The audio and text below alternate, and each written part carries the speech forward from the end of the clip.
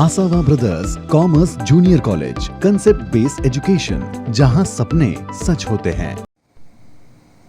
Hi once again, me myself CS Pragnya Asawa again with a new concept of company law. Hope इसके पहले के सारे concepts आप लोगों को clear हुए होंगे और आपको समझ में भी आया होगा।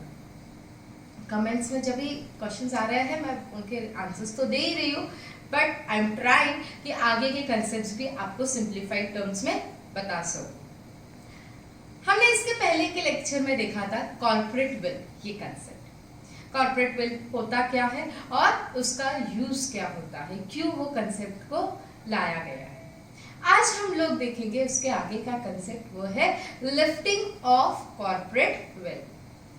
लिफ्टिंग ऑफ कॉर्पोरेट विल, ये वर्डिंग से ही हमको समझ जाना चाहिए कि वेल इसका मतलब हमने क्या देखा था, पर्दा, और लिफ्टिंग मतलब क्या, पर्दे को उठाना, पर्दा उठा लेना, मतलब जो चीज छुपी हुई है, जो चीज पर्दे के पीछे है, उसको हम लोगों को पर्दे के बाहर निकाल देना, that is lifting of corporate will. ये समझ लो बेसिक क्या है। अगर हम लोग लेमैन की तरह सोचने की कोशिश करेंगे तो ये मीनिंग बनता है लिफ्टिंग ऑफ कॉर्पोरेट। अब इसकी क्यों जरूरत आप रही है, हमने पहले ही देखा कि फीचर, फर्स्ट फीचर क्या है कि कंपनी हमेशा सेपरेट लीगल एंटिटी से ही इनकॉर्पोरेट होती है। मतलब बेसिक एसेंशियल फीचर क्या है, सेपरेट लीगल एंटिटी। ये first most important feature company को मिल जाता है जब वो इनकॉर्पोरेट होती है।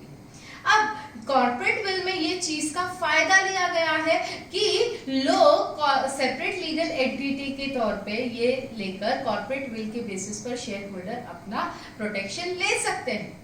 बट कोई सर्कमस्टेंसेस ऐसे हैं जहां पे सेपरेट लीगल एंटिटी का जो कंसेप्ट है वो बिल्कुल एप्लीकेबल नहीं रहेगा।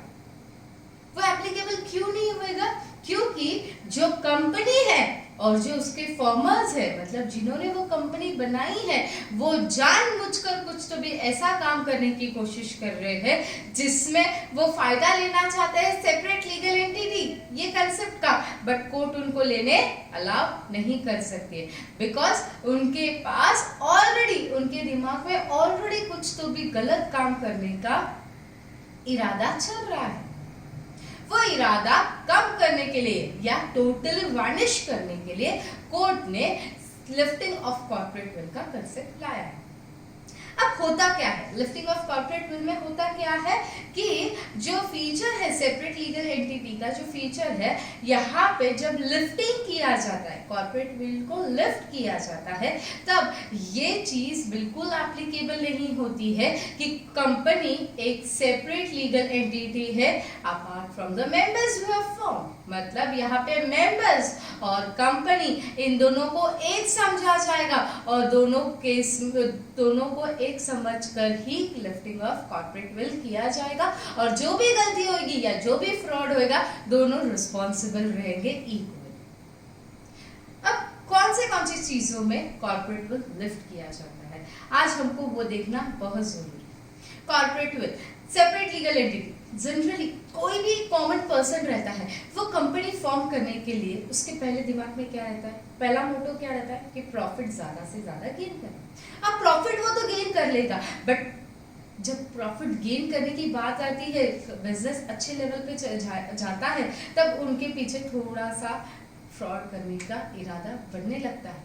वो क्यों, मतलब जब कॉर्पोरेट पर्सनालिटी और मेंबर्स मिलकर साथ में काम करने की कोशिश करते हैं, तब कहीं जाकर अगर उन्होंने सोचा, जो मेंबर्स है, अगर उन्होंने कोई फ्रॉड करने की कोशिश की, तो सेपरेट लीगल एंटिटी का कंसेप्ट वैनिश हो जाएगा और लिफ्टिंग ऑफ कॉर्पोरेट विल हो जाएगा। सेकेंड पॉइंट, जब सेकेंड सर्कमस्टेंसेस क्या है, जब कंपनी के मेंबर्स क्या इस तरीके से काम करते हैं कि वो एक कंपनी की जगह उसके सब पार्ट्स बनाने की कोशिश करते हैं ओनली फॉर टैक्स एविएशन। उनका टैक्स बचाने के लिए, उनका रेवेन्यू बचाने का उनका मेन पर्पस है, ना कि उनका प्रॉफिट, ओनली प्रॉफिट कमाना नहीं बट उसके साथ साथ रेवेन्यू भी बचाना है, टैक्स पे नहीं करना है, टैक्स एविएशन करना है, तब कहीं जाके अगर ये केस कोर्ट को पता चलती है तो कॉर्पोरेट विल लिफ्ट किया जाए।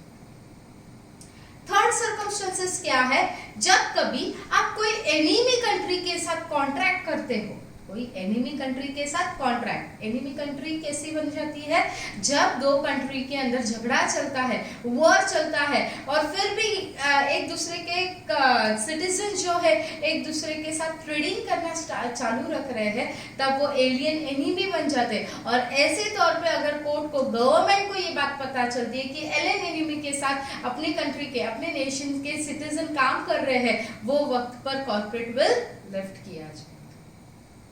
नेक्स्ट सर्कमस्टेंसेस का, जब आप लोग जो कंपनी है वो शेयर होल्डर के साथ एजेंट बनकर काम करने की कोशिश कर रही है, शेयर होल्डर का एजेंट बनकर कंपनी काम करने की कोशिश करती है। मतलब क्या, शेयर होल्डर को प्रॉफिट हो इसलिए कंपनी की सब सब्सिडरीज बनाई जाती है और सब्सिडरीज के बेसिस पर जो चीज पॉसिबल नहीं हो रही है पेरेंट कंपनी से, वो चीज सब्सिडरी कंपनी से करवाई जा रही है। तो ऐसे वक्त पर भी क्या किया जाएगा, लिफ्टिंग ऑफ कॉर्पोरेट। ये है सर्कमस्टेंसेस जहां कहीं लिफ्टिंग ऑफ कॉर्पोरेट विल किया जा सकता है।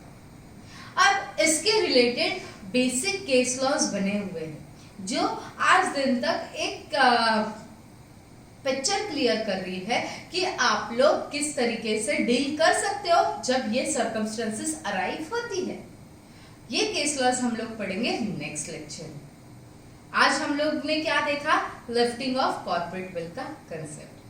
लिफ्टिंग ऑफ कॉर्पोरेट विल मतलब क्या, जब आप लोग सेपरेट लीगल एंटिटी का प्रोटेक्शन लेते हो कॉर्पोरेट विल के अंदर, तो लिफ्टिंग ऑफ कॉर्पोरेट विल के अंदर आप लोग ये फायदा नहीं ले सकते हो क्योंकि आप लोग किसी तरीके का गलत काम करने की कोशिश कर रहे हो।